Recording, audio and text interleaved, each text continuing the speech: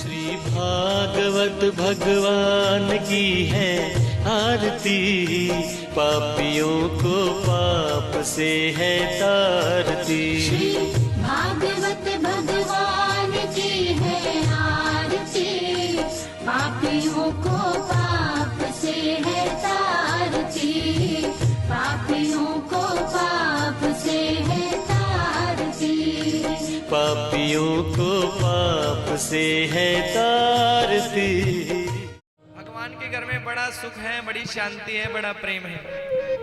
और कहते हैं भगवान का परिवार बढ़ा।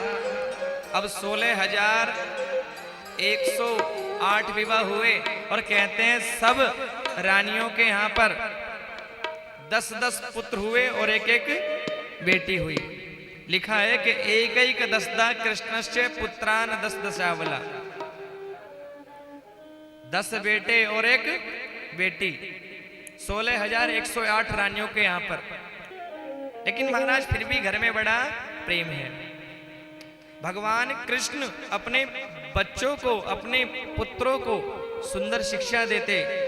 कहते हैं वो माता शत्रु के समान है, पिता वैरी के समान है, जो अपने बालकों को सुंदर शिक्षा नहीं देते। क्या देते हैं? कहते हैं कि DOG dog, RAT rat, CAT cat तो पढ़ाओ, लेकिन अपने बच्चों को भगवान के बारे में भी जरूर बताओ। हमारे बच्चे जाते हैं स्कूल में, डॉग, रैट, कुत्ता, चूहा, बिल्ली, गधा, ये तो सब पढ़ते हैं महाराज। लेकिन कोई ये नहीं बोलता कि मम्मी आज मैं गणेश जी का मंत्र याद करके आया हूं, आज हमारी टीचर ने हमें कृष्ण जी का मंत्र सिखाया, आज जगदम्बा का मंत्र सिखाया। कोई बोलता है?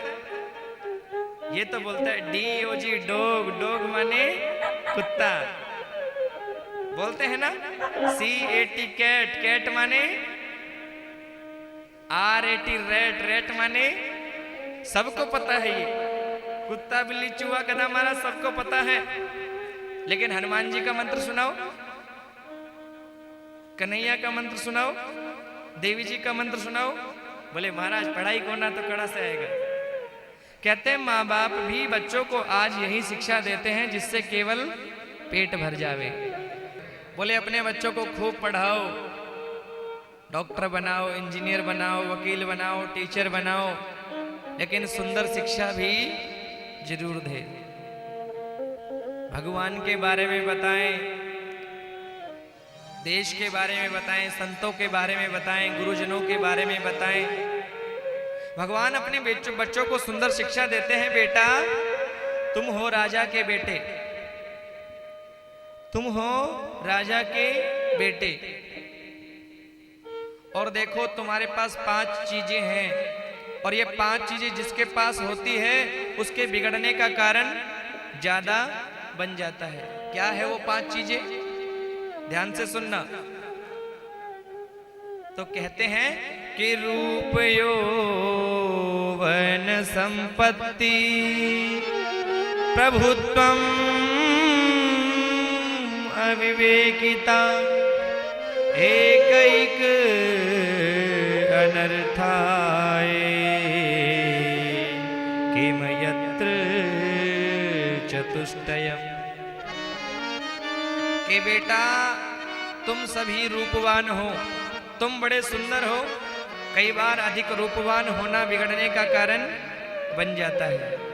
यौवन, कई बार युवावस्था में व्यक्ति ऐसी गलती कर देता है, बिगड़ने का कारण बन जाती है। रूप, यौवन, संपत्ति, कई बार अधिक पैसा हो जाता है, वो भी बिगड़ने का कारण बन जाता है। और तुम तो राजा के बेटे हो। रूप, यौवन, संपत्ति, प्रभुत्वम, कोई गद्दी मिल जाए महाराज, कोई अच्छा स्थान मिल जाए तो भी बिगड़ने का कारण बन जाता है। तुम्हारे पास तो स्थान है, तुम राजा के बेटे हो, ये सब चीजें हो, लेकिन सोचने समझने की शक्ति ना हो तो कई बार व्यक्ति बिगड़ ही जाता है महाराज। बेटा सब कुछ तुम्हारे पास है, कभी किस चीज का अभिमान नहीं करना। और संतों का, गुरुजनों का, ब्राह्मणों का, बड़े बुजुर्गों का हमेशा सम्मान करना, इनका अपमान कभी भूलकर भी नहीं करना। नृग राजा की कथा के माध्यम से बताया कि नृग राजा थे। एक दिन भगवान ने देखा कि बच्चे खेलते खेलते कुएं के पास में पहुंच गए। कुएं के पास में पहुंचे तो एक बहुत बड़ा गिरगिट कुएं में पड़ा है। बच्चे ने कहा पिताजी गिरगिट। भगवान ने जैसे ही गिरगिट को जाके स्पर्श किया उसमें तो इससे एक राजा प्रकट हो गया। भगवान कहने लगे भैया तुम कौन हो? तो वो गिरगिट जो राजा बना है वो कहता है महाराज मेरा नाम नृग है। नृग नाम का राजा, नृगो नाम नरेंद्रो हम इक्ष्वाकु तनय प्रभो।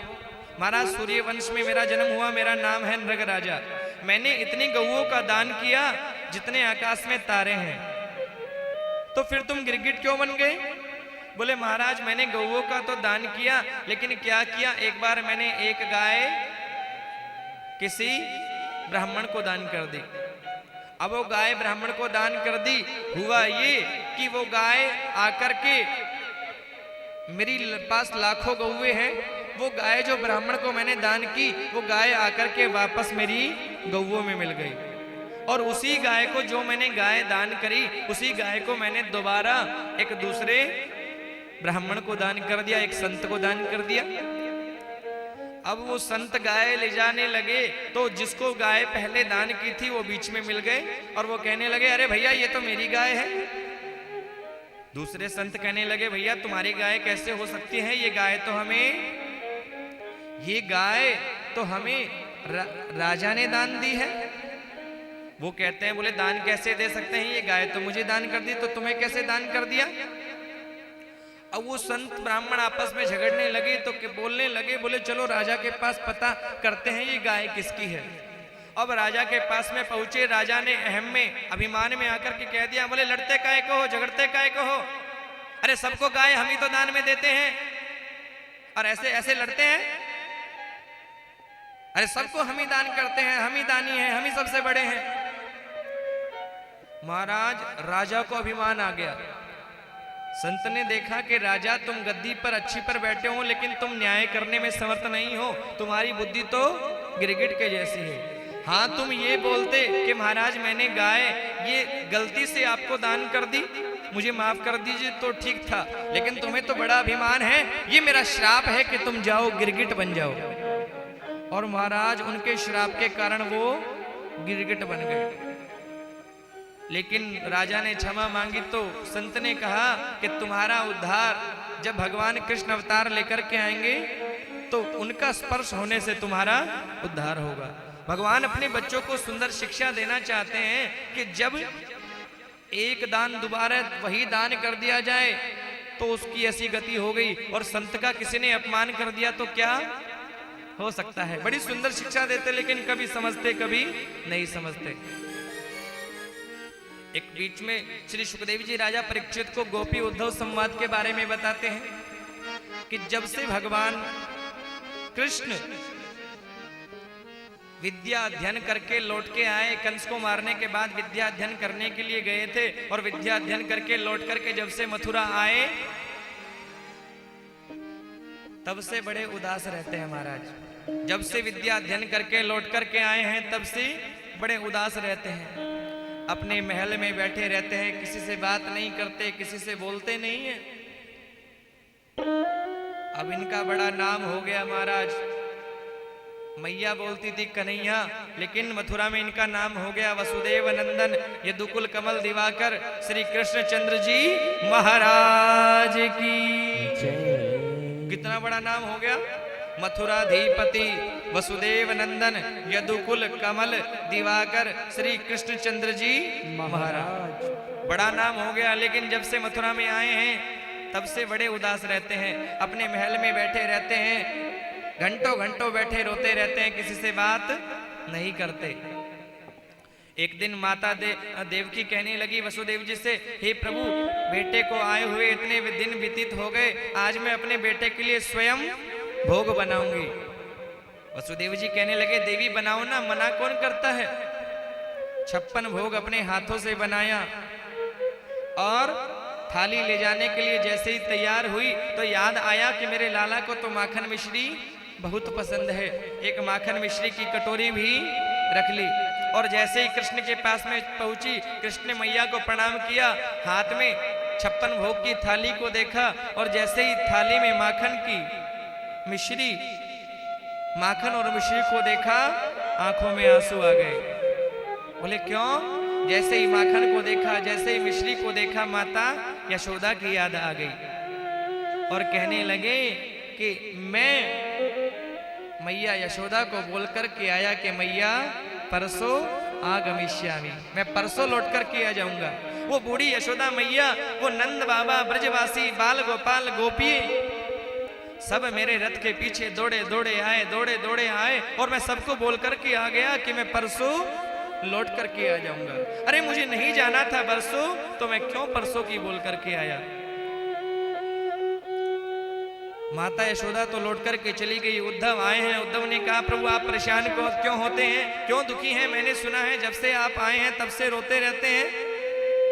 यही बात भगवान कृष्ण ने उद्धव को कही है। अरे उद्धव, इस मथुरा में मुझे कोई कष्ट नहीं है। कहते हैं कि ये है मथुरा कंचन की नगरी, ये है मथुरा कंचन की नगरी, हे मणिमुक्ता जे माहे, ओधो मोहि ब्रज बिसरत नाहि, ओधो मोहि ब्रज बिसरत नाहि, ओधो मोहि ब्रज बिसरत नाहि, ओधो मोहि ब्रज बिसरत नाहि। यह मथुरा कंचन की नगरी मणिमुक्ता जे माहे, यह मथुरा कंचन की नगरी मणिमुक्ता जहि माही। कहते हैं उद्धव, इस मथुरा की नगरी में, इस सोने की नगरी है, कोई दुख नहीं है यहाँ पे, लेकिन जब मैं उन ब्रजवासियों की याद करता हूँ, माता यशोदा की याद करता हूँ, नंद बाबा की याद करता हूँ, तो मैं रो पड़ता हूँ कि यह मथुरा कंचन की नगरी मणिमुक्ता जहि माही, पर जब ही सुरत आवही वा सुख की, जिए उमगत मोहि नाहि। हे उद्धव, मैं चाहता हूं कि एक बार तुम जाओ, और मैं सोचता हूं कि मुझे उनकी याद क्यों आती है। मैं ये सोचता हूं कि मुझे उन ब्रजवासियों की, माता यशोदा की, नंद बाबा की याद क्यों आती है। मुझे ये लगता है कि वो भी मेरी याद करते होंगे। वो बूढ़ी माता यशोदा, ब्रजवासी, गोपियां रथ के पीछे पीछे दौड़े आए, मुझे आने नहीं दे रहे थे, लेकिन मैंने बोल दिया कि परसों लौट करके आ जाऊंगा, परसों लौट करके आ जाऊंगा। अरे मुझे नहीं जाना था परसों तक, तो मैं क्यों परसों का नाम लेकर के आया। मुझे लगता है कि वो भी मेरी याद करते होंगे। उद्धव तुम जाओ वृंदावन और जाकर के माता यशोदा को, नंद बाबा को मेरा प्रणाम कहना, सभी ग्वाल वालों को मेरा प्रणाम कहना, गोपियों को मेरा प्रणाम कहना, और राधा रानी को भी मेरा प्रणाम कहना, उनका दर्शन करना। उद्धव कहने लगा, हे प्रभु आप मुझे बोलते हैं वृंदावन जाने के लिए? हाँ हाँ आप बोलते हैं, आपका आदेश है तो मैं जाऊंगा, लेकिन वो ग्वाल बाल, वो अनपढ़ लोग क्या मेरी भाषा को समझ पाएंगे? मैं उद्धव, यदुकुल का मंत्री, बृहस्पति का शिष्य, क्या वो मेरी भाषा को समझ पाएंगे? आप बोलते हैं तो मैं जाऊंगा, लेकिन हे कृष्ण मैं 1 घंटे से ज्यादा वृंदावन में रुक नहीं पाऊंगा। तुम्हारा संदेश देकर के तुरंत आने की चेष्टा करूंगा। भगवान कृष्ण कहते हैं, अरे उद्धव तुम जाओ तो सही एक बार, ये तो समय बताएगा कि 1 घंटे में लौट कर के आते हो या 6 महीने में भी लौट कर नहीं आते। उद्धव जाने के लिए तैयार हुए, रथ लगाया, और जब वृंदावन पहुंचे तो सुखदेव जी कहते हैं, राजन वृंदावन के भगवान कृष्ण के जो छोटे छोटे ग्वाल बाल हैं, छोटे छोटे सखा हैं, उनका नियम है क्या कि प्रातः काल जल्दी आकर के मथुरा के मार्ग पर बैठ जाते हैं। क्यों? क्योंकि कृष्ण बोल कर के गए हैं कि परसों लौट कर के आऊंगा। रोज आकर के प्रतीक्षा करते हैं कि आज भी हमारो कृष्ण आवतो होएगो, आज भी आवतो होएगो, आज भी आवतो होएगो।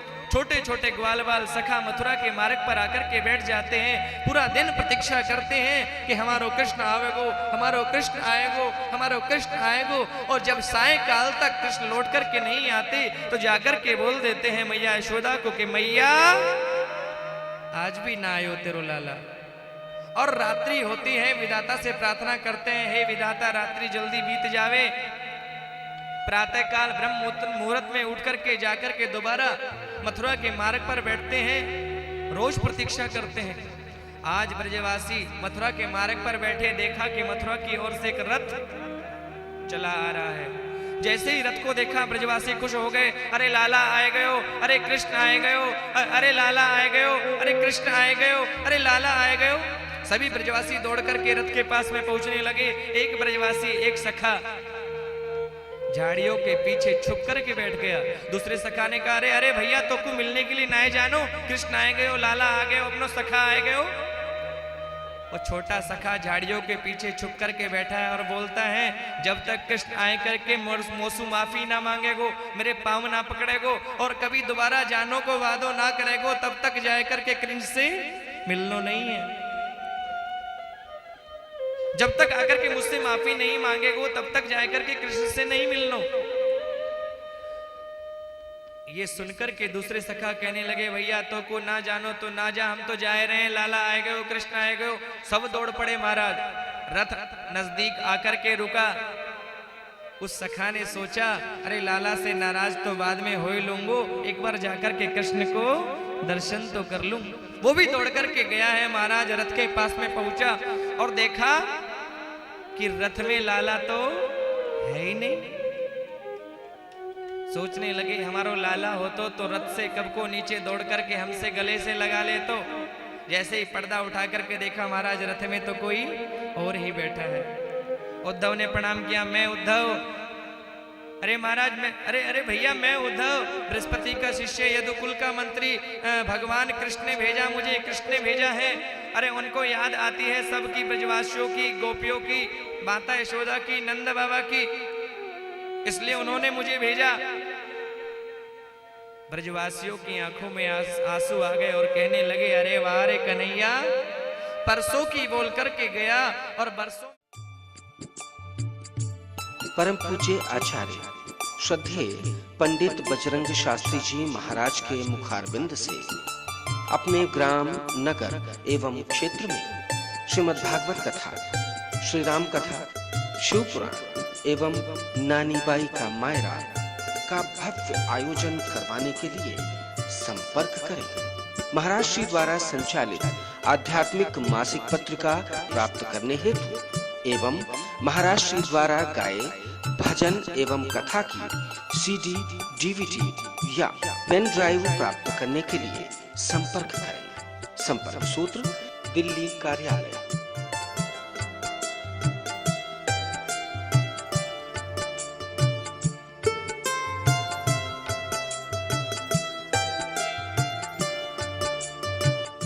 आज की युवा पीढ़ी को अपने शुभ संकल्प से जोड़कर उनके हृदय में प्रभु भक्ति का प्रादुर्भाव करने का निश्चय किया है आचार्य जी ने। इसके साथ ही श्री गौ गोपाल प्रचार एवं असहाय सेवा संस्थान आचार्य जी की अध्यक्षता में प्रभु भक्ति एवं मानवता की सेवा के लिए सदैव तत्पर है। गरीब एवं असहाय की सहायता हेतु आप भी आचार्य श्रद्धेय पंडित बजरंग शास्त्री जी महाराज के शुभ संकल्प से जुड़कर आप अपना सहयोग भी गौ गोपाल प्रचार एवं असहाय सेवा संस्थान के ओरिएंटल बैंक में जमा करा सकते हैं। हमारा पता है श्री गोपीनाथ सेवाधाम आश्रम, वैष्णो देवी मंदिर के सामने, छठी करा मार्ग, श्रीधाम वृंदावन, मथुरा, उत्तर प्रदेश। Mobile number 09813466142 09812466142।